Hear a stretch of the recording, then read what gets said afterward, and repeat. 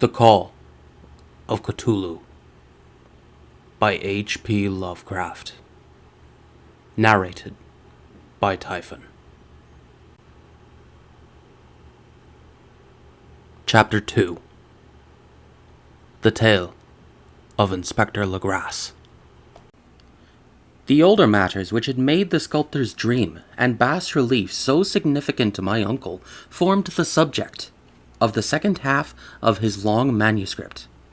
Once before, it appears, Professor Angle had seen the hellish outlines of the nameless monstrosity, puzzled over the unknown hieroglyphics, and heard the ominous syllables, which can be rendered only as Cthulhu.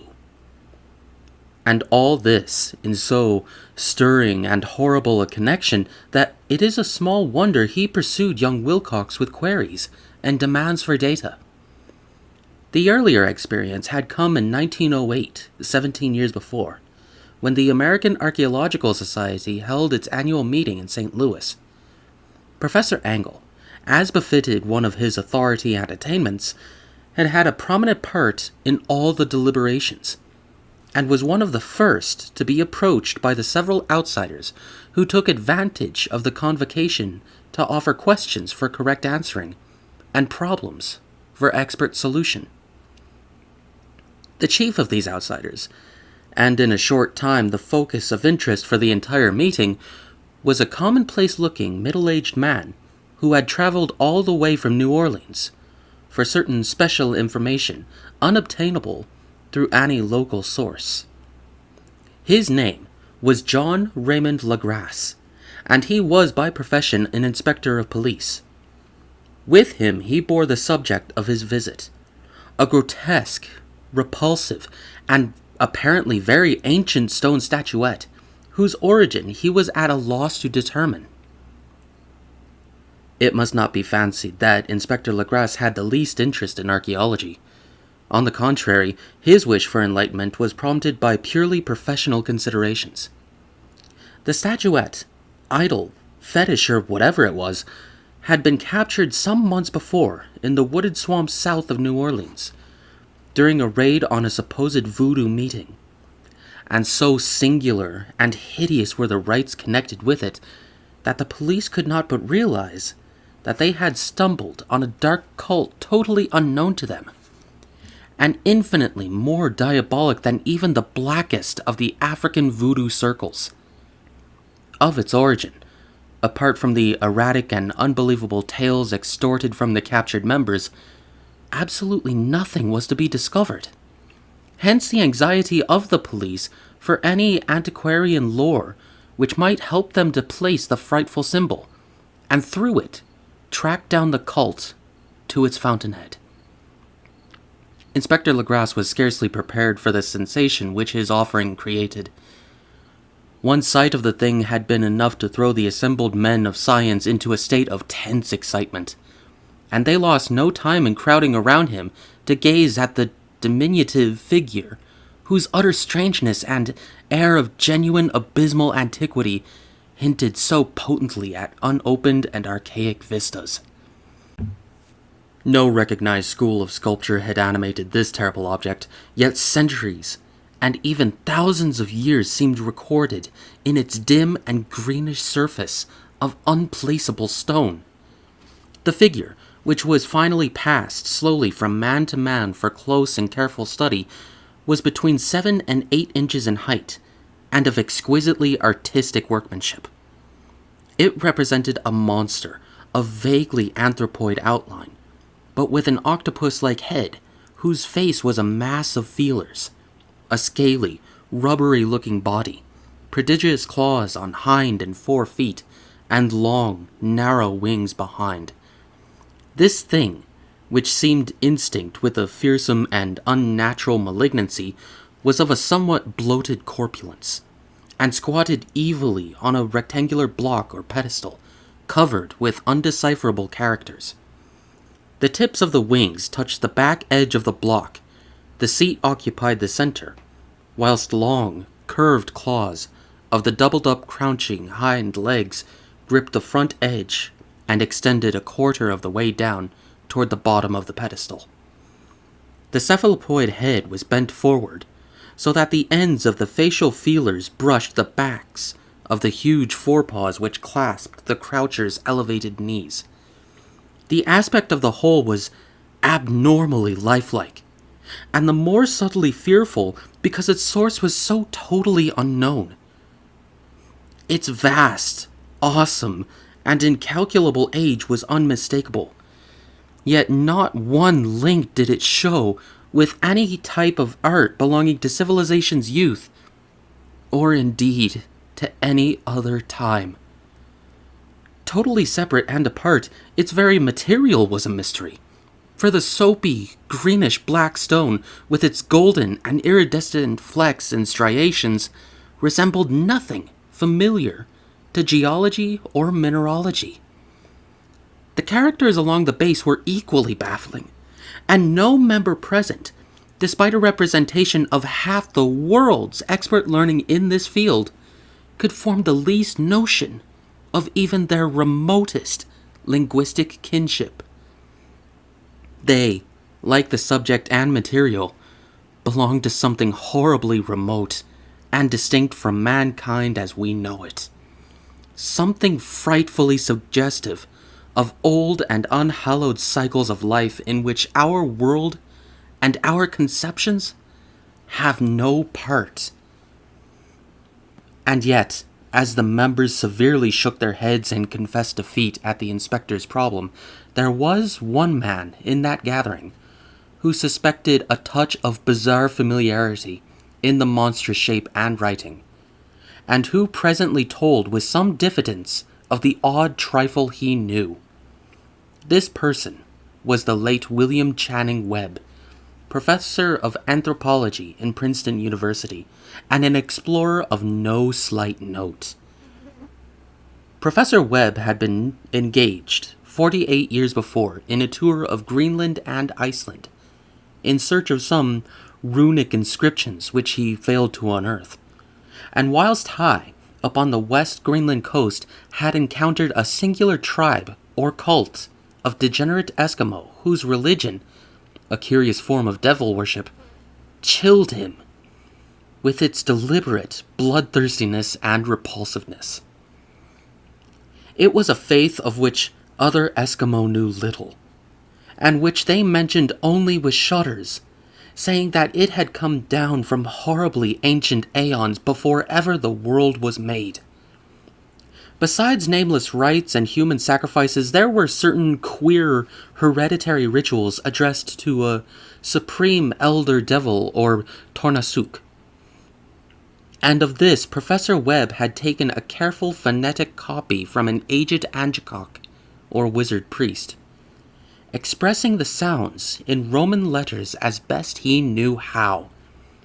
But just now of prime significance was the fetish which this cult had cherished, and around which they danced when the aurora leaped high over the ice cliffs.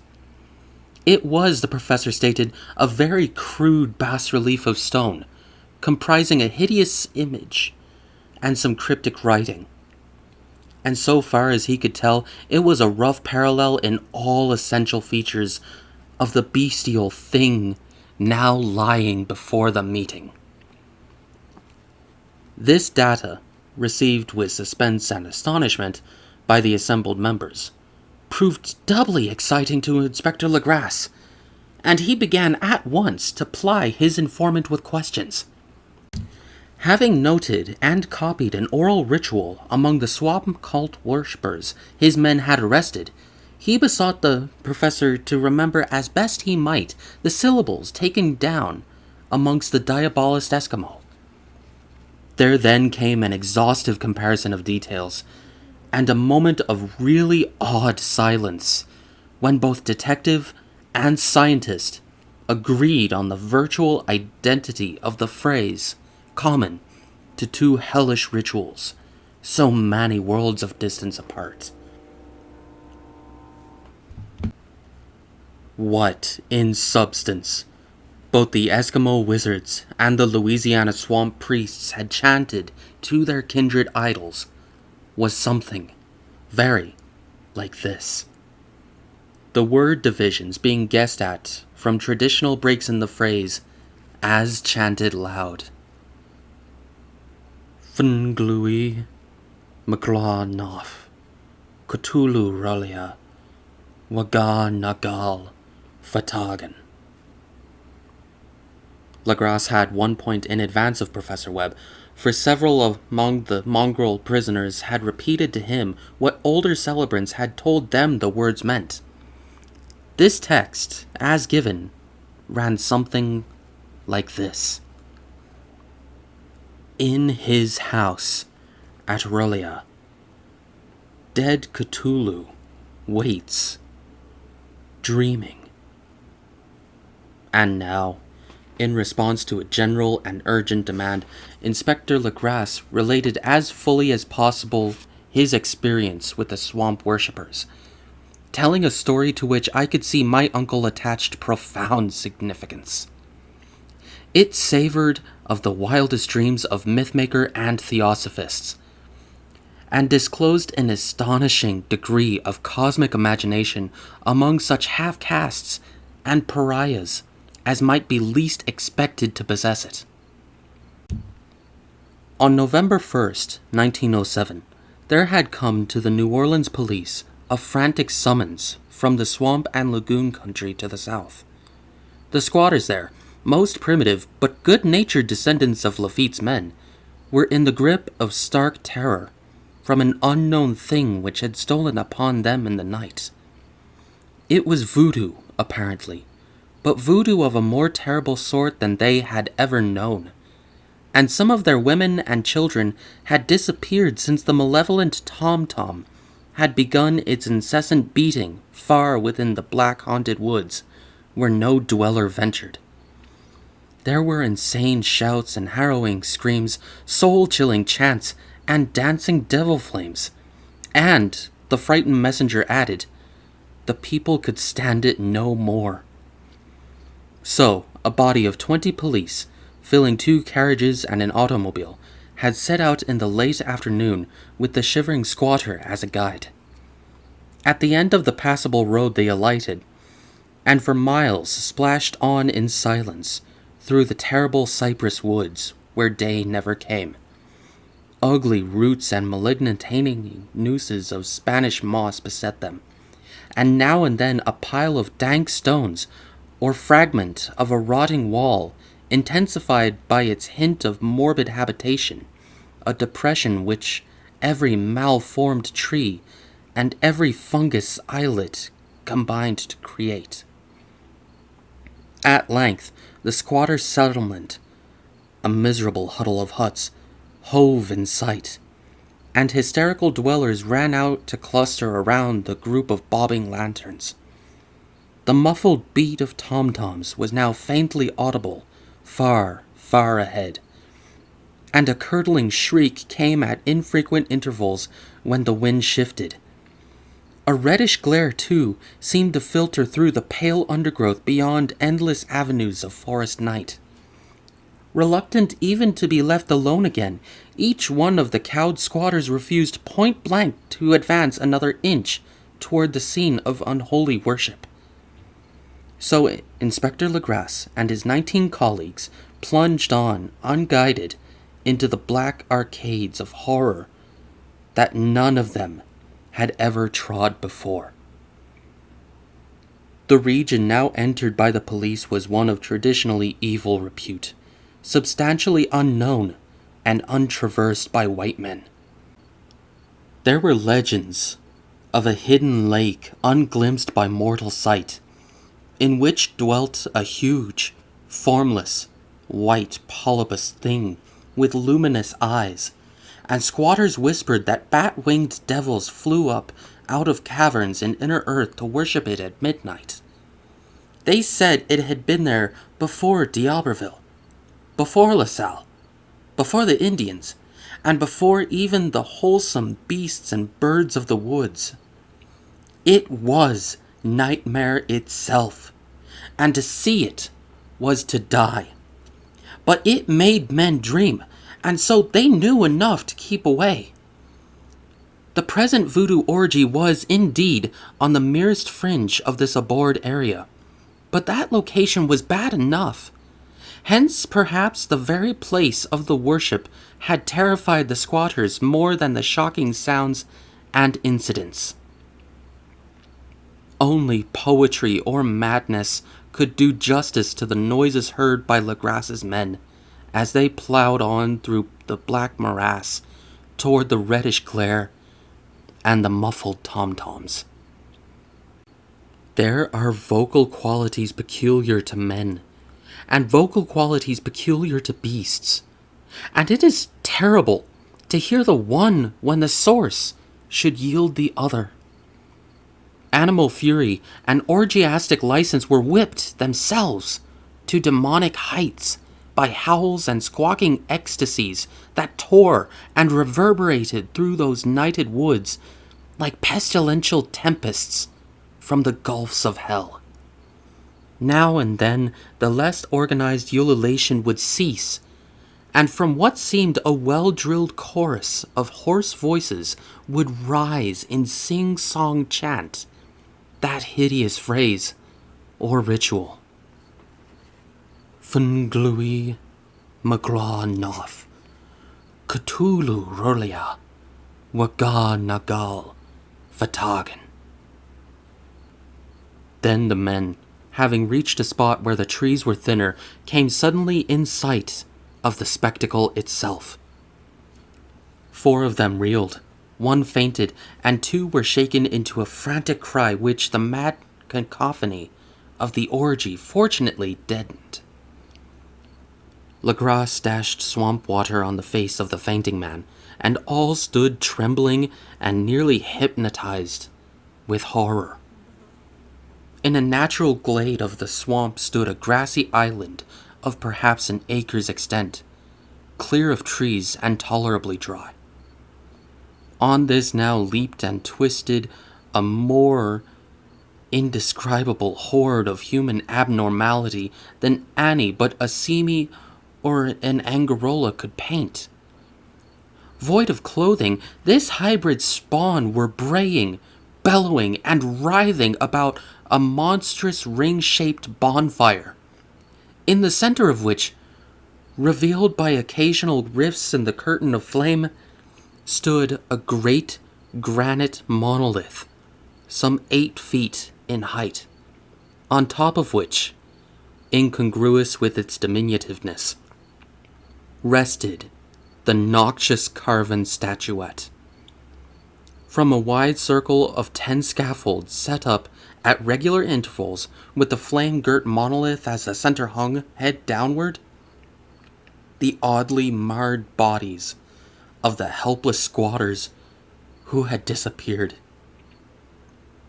It was inside this circle that the ring of worshippers jumped and roared, the general direction of the mass motion being from left to right in endless bacchanal between the ring of bodies and the ring of fire. It may have only been imagination, and it may have been only echoes which induced one of the men, an excitable Spaniard, to fancy he heard antiphonal responses to the ritual from some far and unillumed spot deeper within the wood of ancient legendary and horror. This man, Joseph D. Galvez, I later met and questioned, and he proved distractingly imaginative. He indeed went so far as to hint of the faint beating of great wings, and of a glimpse of shining eyes and a mountainous white bulk beyond the remotest trees. But I suppose he had been hearing too much native superstition. Actually, the horrified pause of the men was of comparatively brief duration.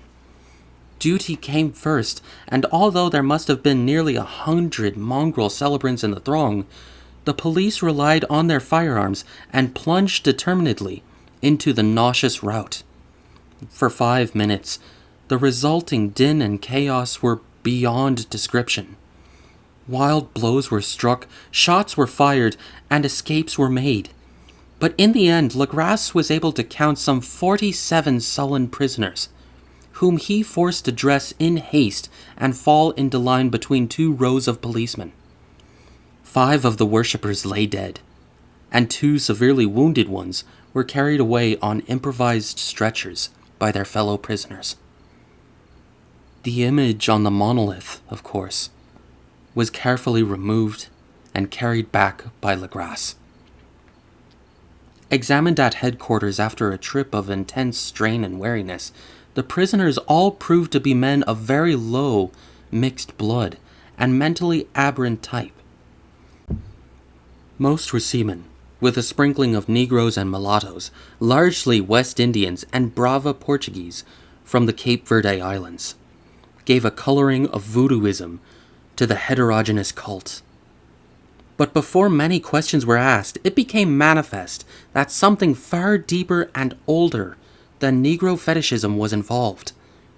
Degraded and ignorant as they were, the creatures held with surprising consistency to the central idea of their loathsome faith.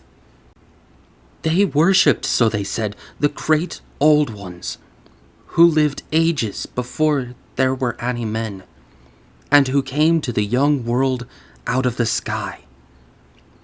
Those old ones were gone now, inside the earth and under the sea, but their dead bodies had told their secrets in dreams to the first men, who formed a cult which had never died. This was that cult, and the prisoners said it had always existed and always would exist, hidden in distant wastes and dark places all over the world until the time when the great priest Cthulhu, from his dark house in the mighty city of Rulia, under the waters, should rise and bring the earth again beneath his sway. Some day he would call when the stars were ready, and the secret cult would always be waiting to liberate him. Meanwhile, no more must be told. There was a secret which even torture could not extract. Mankind was not absolutely alone among the conscious things of earth, for shapes came out of the dark to visit the faithful few. But these were not the great old ones. No man had ever seen the old ones. The carven idol was great Cthulhu, but none might say whether or not the others were precisely like him. No one could read the old writing now, but things were told by word of mouth. The chanted ritual was not the secret. That was never spoken aloud, only whispered. The chant meant only this: in his house at Rulia, dead Cthulhu waits, dreaming. Only 2 of the prisoners were found sane enough to be hanged, and the rest were committed to various institutions. All denied a part in the ritual murders, and averred that the killing had been done by black winged ones which had come to them from their immemorial meeting place in the haunted wood. But those mysterious allies no coherent account could ever be gained. What the police did extract came mainly from an immensely aged mestizo named Castro, who claimed to have sailed to strange ports and talked with undying leaders of the cult in the mountains of China. Old Castro remembered bits of hideous legend that paled the speculations of theosophists and made man and the world seem recent and transient indeed. There had been aeons when other things ruled on the earth, and they had had great cities. Remains of them, he said the deathless Chinaman had told him, were still to be found as cyclopean stones on islands in the Pacific. They all died vast epochs of time before men came, but there were arts which could revive them when the stars had come round again to the right positions in the cycle of eternity. They had indeed come themselves from the stars, and brought their images with them. These great old ones, Castro continued, were not composed altogether of flesh and blood. They had shape, For did not the star-fashioned image prove it? But that shape was not made of matter. When the stars were right, they could plunge from world to world through the sky, but when the stars were wrong, they could not live. But although they no longer lived, they would never really die. They all lay in stone houses in their great city of Rulia, preserved by the spells of the mighty Cthulhu for a glorious resurrection when the stars and the earth might once more be ready for them. But at that time some force from outside must serve to liberate their bodies. The spells that preserved them intact likewise prevented them from making an initial move, and they could only lie awake in the dark and think, whilst uncounted millions of years rolled by. They knew all that was occurring in the universe, but their mode of speech was transmitted thought. Even now they talked in their tombs. When, after infinities of chaos, the first men came, the great old ones spoke to the sensitive among them by molding their dreams, for only thus could their language reach the fleshly minds of mammals. Then, whispered Castro, those first men formed the cult around small idols which the great ones showed them. Idols brought in dim eras from dark stars. That cult would never die till the stars came right again, and the secret priest would take great Cthulhu from his tomb to revive his subjects and resume his rule of Earth. The time would be easy to know, for then mankind would have become as the great old ones, free and wild, and beyond good and evil, with laws and morals thrown aside, and all men shouting and killing and reveling in joy. Then the liberated old ones would teach them new ways to shout and kill and revel and enjoy themselves, and all the earth would flame with the holocaust of ecstasy and freedom.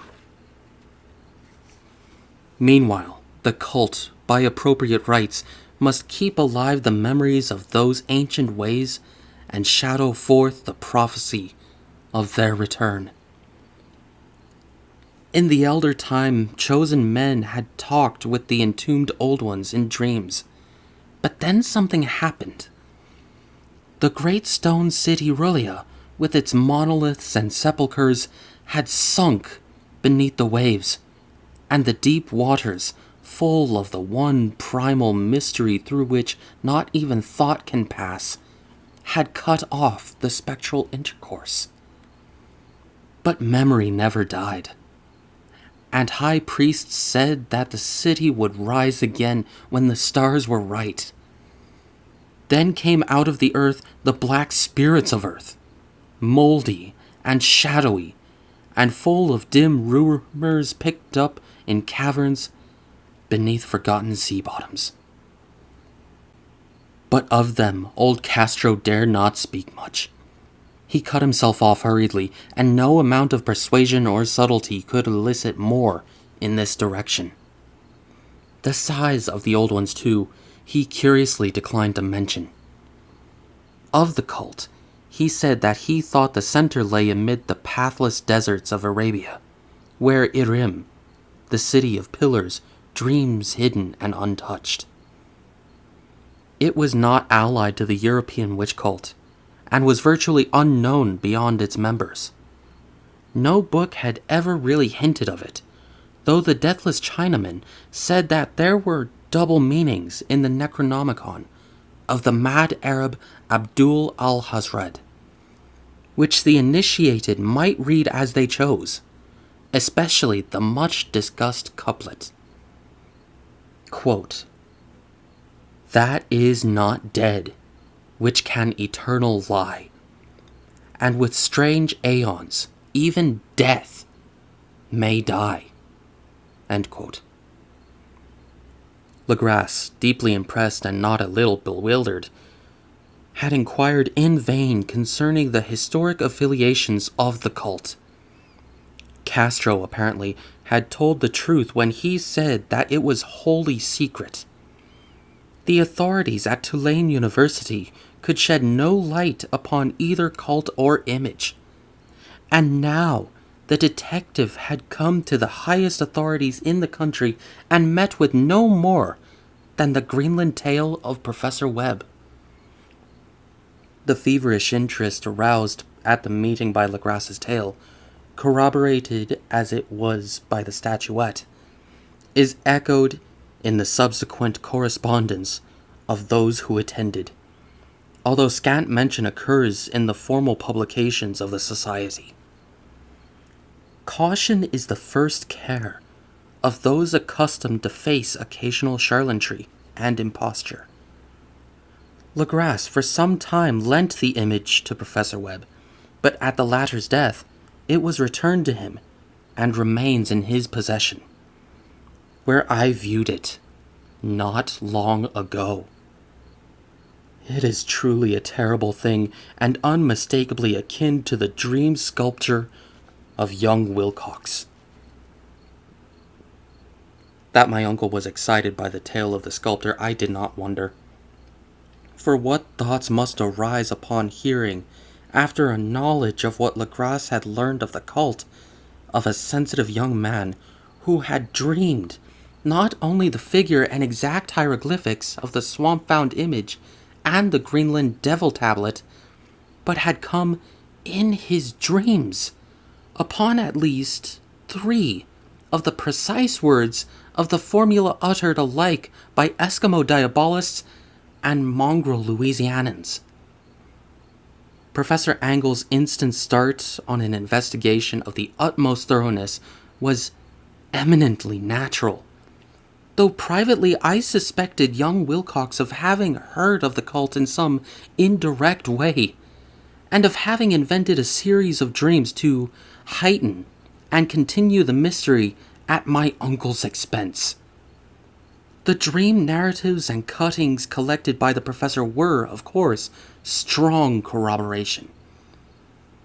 But the rationalism of my mind and the extravagance of the whole subject led me to adopt what I thought the most sensible conclusions.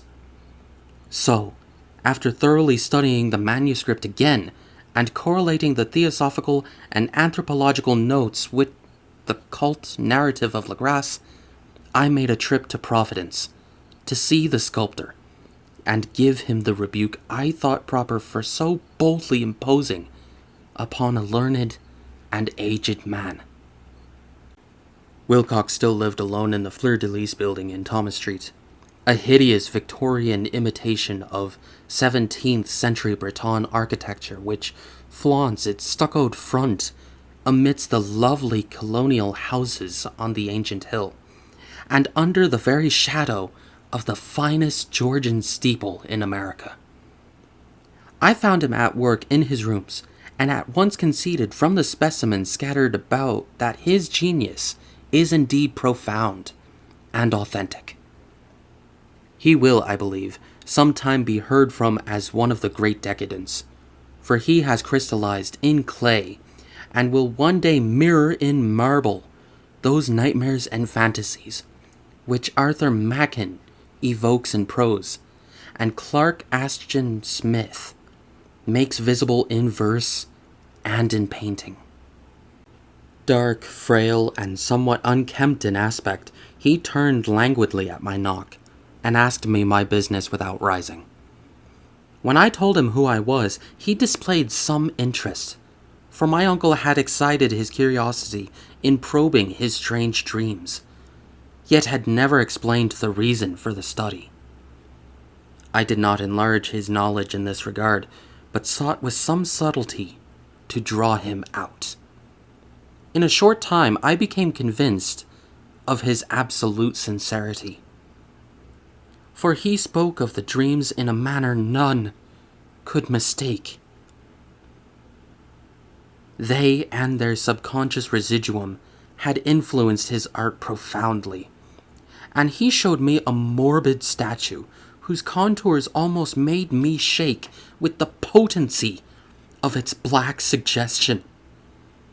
He could not recall having seen the original of the thing, except in his own dream bas-relief, but the outlines had formed themselves insensibly under his hands.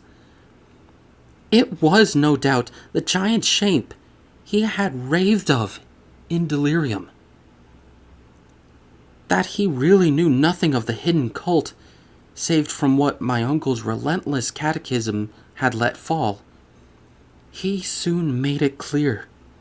And again I strove to think of some way in which he could possibly have received the weird impressions. He talked of his dreams in a strangely poetic fashion, making me see with terrible vividness the damp cyclopean city of slimy green stone, whose geometry, he oddly said, was all wrong. And here, with frightened expectancy, the ceaseless, half-mental calling from underground. Cthulhu Fatagan. Cthulhu Fatagan. These words had formed part of that dread ritual which told of dead Cthulhu's dream vigil in his stone vault at Hurlia, and I felt deeply moved despite my rational beliefs. Wilcox, I was sure, had heard of the cult in some casual way, and had soon forgotten it amidst the mass of his equally weird reading and imagining. Later, by virtue of its sheer impressiveness, it had found subconscious expression in dreams, in the bas-relief, and in the terrible statue I now beheld. So that his imposture upon my uncle had been a very innocent one. The youth was of a type, at once slightly affected and slightly ill-mannered, which I could never like. But I was willing enough now to admit both his genius and his honesty. I took leave of him amicably, and wished him all the success his talent promises. The matter of the cult still remained to fascinate me, and at times I had visions of personal fame from researches into its origin and connections. I visited New Orleans, talked with Legrasse and others of that old-time raiding party, saw the frightful image, and even questioned such of the mongrel prisoners as still survived. Old Castro, unfortunately, had been dead for some years. What I now heard so graphically at first hand, though it was really no more than a detailed confirmation of what my uncle had written, excited me afresh, for I felt sure that I was on the track of a very real, very secret, and very ancient religion whose discovery would make me an anthropologist of note. My attitude was still one of absolute materialism, as I wish it still were, and I discounted with almost inexplicable perversity the coincidence of the dream notes and odd cuttings collected by Professor Angle.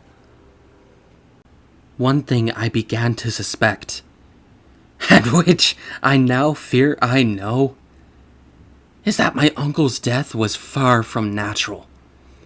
He fell on a narrow hill street leading up from an ancient waterfront swarming with foreign mongrels after a careless push from a Negro sailor.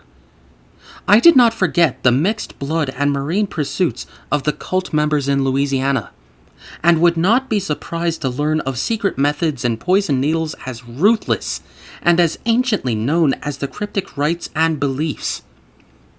Legrasse and his men, it is true, have been let alone. But in Norway, a certain seaman who saw things is dead. Might not the deeper inquiries of my uncle after encountering the sculptor's data have come to sinister ears? I think Professor Angle died because he knew too much, or because he was likely to learn too much. Whether I shall go as he did remains to be seen. For I have learned much now.